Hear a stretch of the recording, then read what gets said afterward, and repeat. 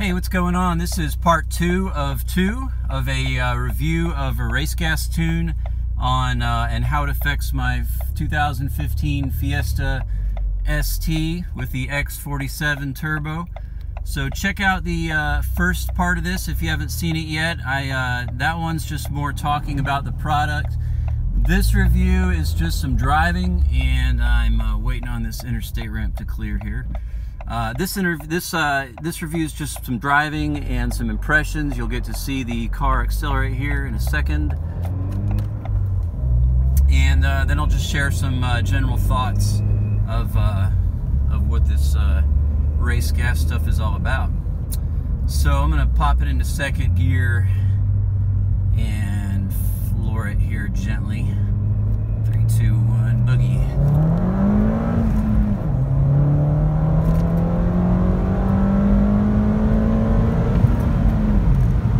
Alright, so that was a third gear pull. I went easy on second gear just because traction would cause the, I wouldn't have traction if I had floored it.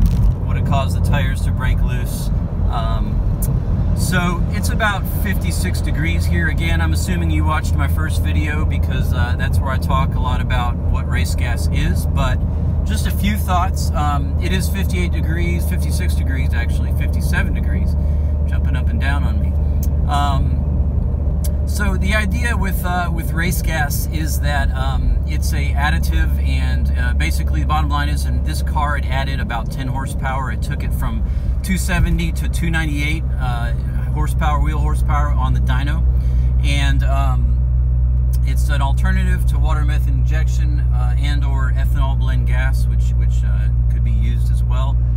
And it's an awesome mod. It's not something you want to use all the time. Again, I covered that in the other review.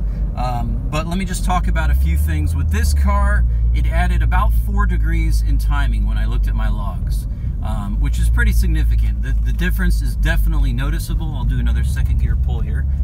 Back onto the interstate, and here we go.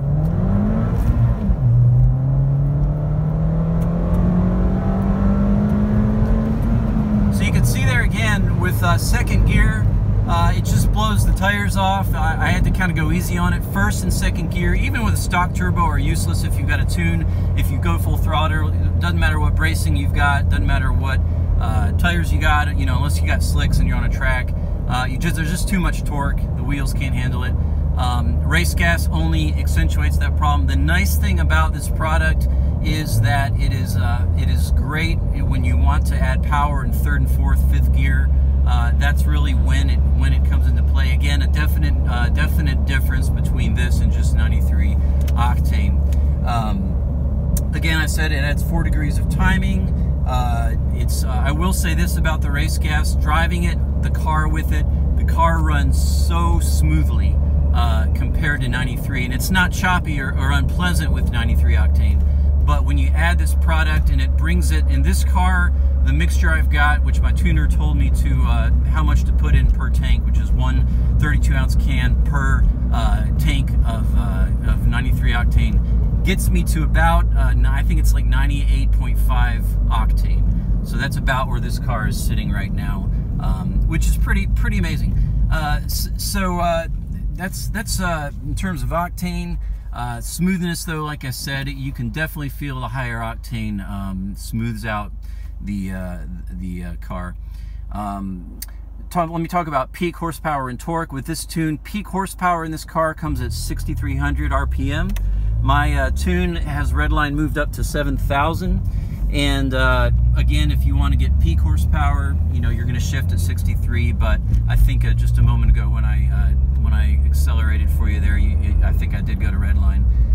Torque peak is about 3,400 RPM. Only other thing I really wanted to mention in this review, I'm going to see if I can goose it one more time here.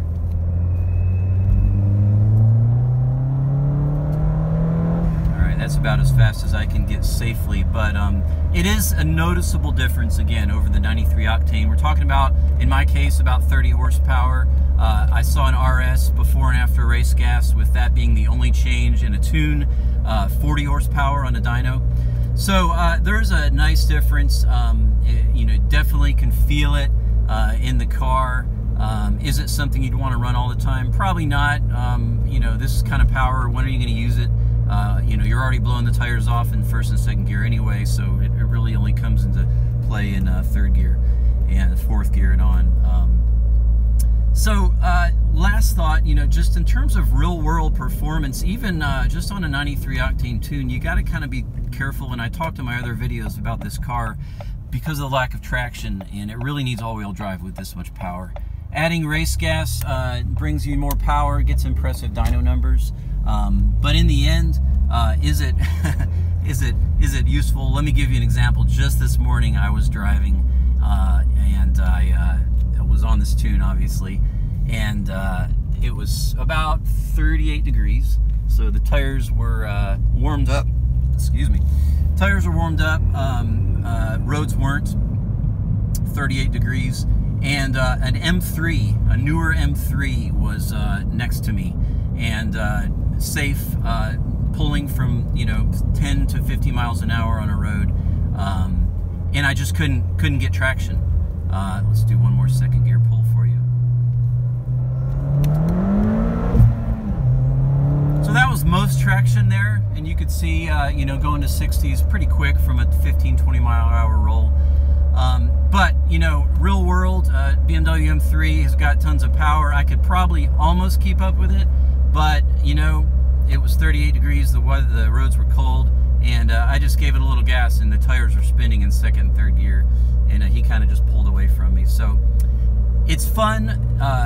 You know, the Fiesta's a great car. As I said before, all-wheel drive really would make it, you know, probably take it to the next level and get all this power usable, but it's not. But hey, that's kind of the fun of it, and it's just kind of like a little beast that's got way more power than it needs. So hey, that's my review of the race gas. Again, I talk more specifically about the pros and cons and the product itself in my other videos, so I encourage you to check that out, and I appreciate you watching.